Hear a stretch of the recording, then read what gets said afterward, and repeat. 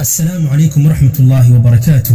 kusoo dhawaada muuqaalkeena maanta. nin xikmad badan ayaa la weydiiyay dadkayaad ugu jeceshahay wuxuu ku jawaabay masaakiinta. mar kale ayaa lagu yiri dadkayaad ugu saraysiin lahayd wuxuu ku jawaabay masaakiinta.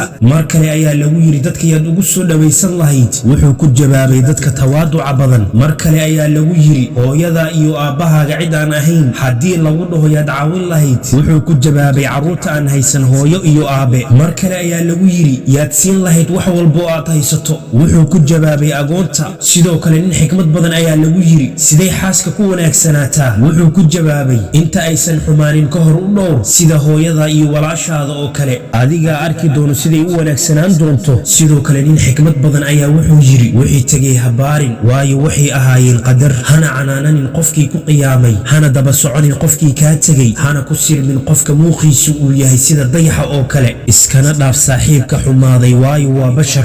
sirtaada ilaasho. wuxuu kaloo yiri qomamada ka dhigo darsi iyo waxaad ku waayo aragto noqo qof go'aan leh iyo doonitaan leh hana u hooban sida caleemaha geedka hana quusanin hana murugoonin. sidoo kale nin xikmad badan ayaa la weydiiyey waa maxay waxa ugu quruxda badan ee aad aragtay wuxuu ku jawaabay ma arkin wax ka qurux badan qof arkay ceebahayga oo dhan haddana weli i jecel. nin xikmad badan ayaa wuxuu yiri laba arin qofka ma daa'imo dhalinyarnimada iyo xoogga. laba arinna qofka way anfacaan mar walbo dabeecadda wanaagsan iyo dulqaadka badan. laba arinna qofka kor ayay u qaadaan kibir la'aanta iyo hoos isu dhiga iyo dadkoo aad caawiso.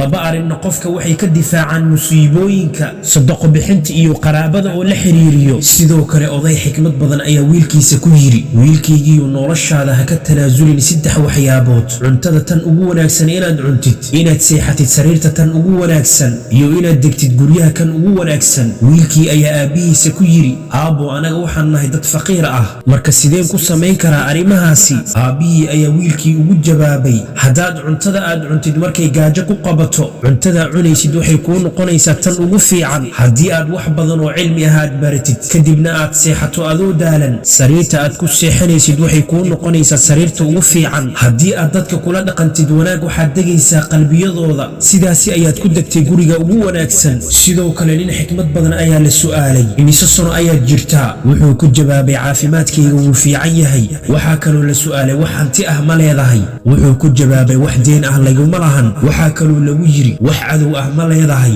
wuxuu ku jawaabay waxaan ku noolahay meel ka fog qaraabadeyda. sidoo kale nin xikmad badan ayaa la weydiiyey maxay tahay sababtaadan uga aarsanaynin dadka ku xumeeya markaasi ayuu ku jawaabay oo maxay tahay xikmadda iyo caqliga ku jirto inaan qaniino ay i qaniinay. muuqaalkeena maanta halkan ayuu ku egyahay. wassalaamu calaykum waraxmatullaahi wabarakaatuh.